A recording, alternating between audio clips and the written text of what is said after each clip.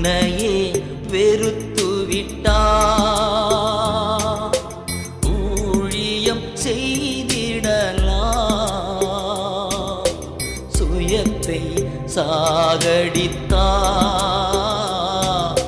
சுகமாய் வாழ்ந்திடலாம் உன்னையே வெறுத்துவிட்டா ஊழியம் செய்திடலாம் சுயத்தை சாகடித்தா சுகமாய் வாழ்ந்திடலாம்